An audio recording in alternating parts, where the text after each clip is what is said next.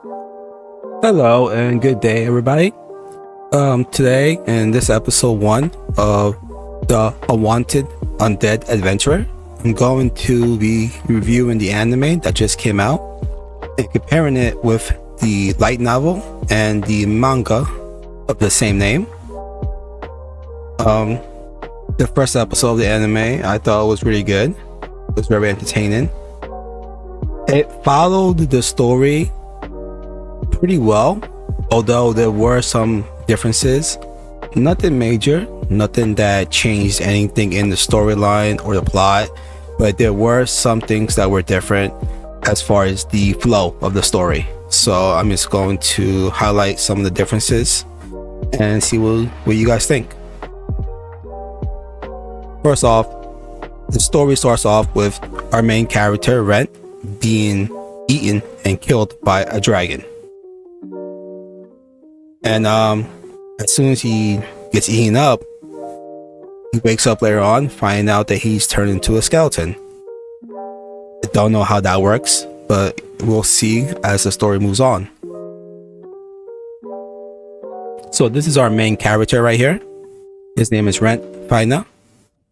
He's 25 years old, and he is a bronze class adventurer.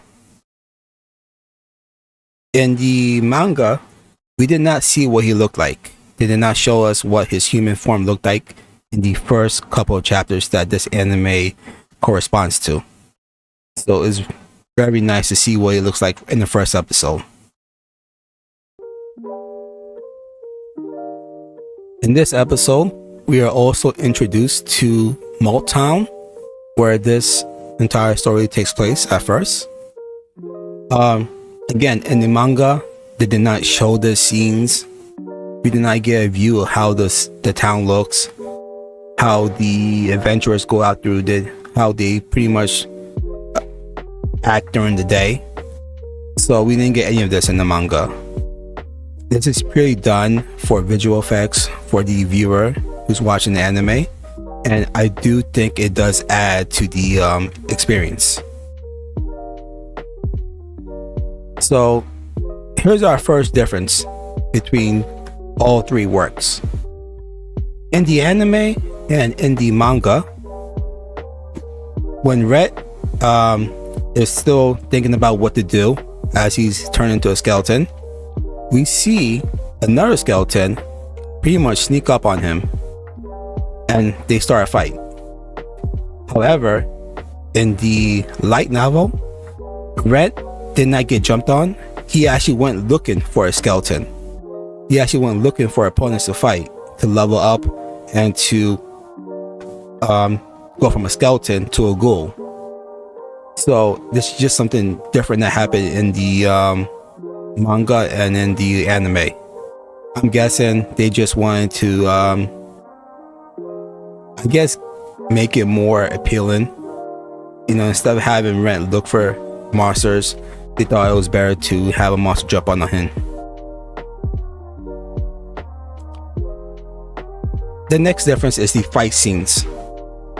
Now, in the anime and in the light novel, the fight between Rent and the skeleton is pretty clumsy. You know, he's still getting used to his body, and there's some mishaps that happen during the fight.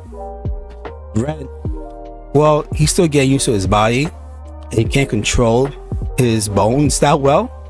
So in the anime, you see that he actually falls down, and then the skeleton as well. Let me move my avatar. You see right here that the skeleton as well also falls down. You know, so it wasn't a very exciting fight. However, in the manga, it shows Rent one hit killing the skeleton. You know, it shows him being a badass.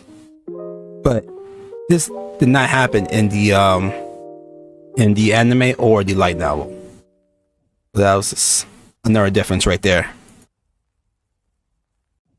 Also, as far as how Red is going to evolve from a skeleton into a ghoul later on and get his muscles back.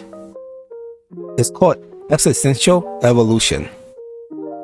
In the manga and anime, it actually shows a scene of Rhett's friend telling him how monsters evolve, how they get stronger. She also tells him that it can also happen to humans as well. However, in the light novel, we are not yet introduced to his friend. His friend is not really mentioned in the light novel.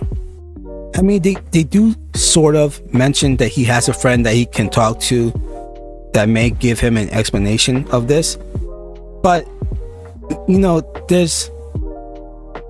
it doesn't tell us that it was his friend that told him about the monster evolution. It's not really a big thing, but yeah, I mean, the novel made it seem, at least to me, that Rent already knew about this, that he had researched this information on his own, and that he wasn't just told about it.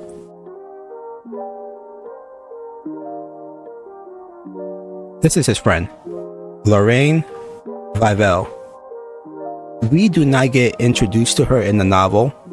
We do not know what her name is in the novel, at least not yet. They do tell us in the manga what her name is, but it doesn't tell us in the light novel. So I'm starting to get the feeling that the anime is going to blend parts from the light novel and the manga together in order to form this anime.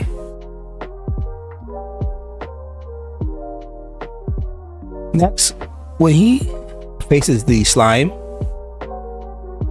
in the anime, just like the skeleton fight, is very clumsy, and he accidentally one-shots it by hitting its magic core. He, during the anime, tells us that it's very difficult to aim for that core because he doesn't have the speed for it. But in the manga, he goes straight for the core.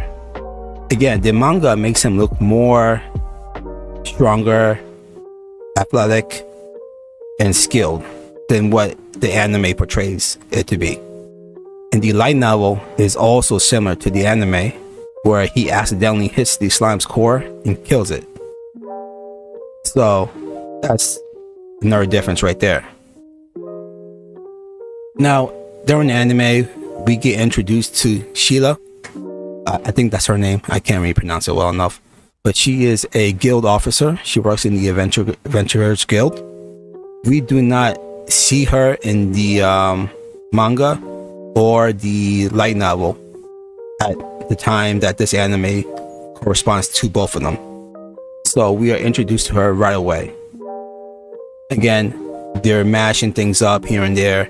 They're not really following the script, sort to say, but they are bringing in things little by little in order to draw our attention. Now, in the anime, we see Rent use two skills, Spirit and Divinity. There is a third skill, Mana or Magic, however you want to describe it or say it. It depends on the subtitles, but they don't really go too much into it in the anime.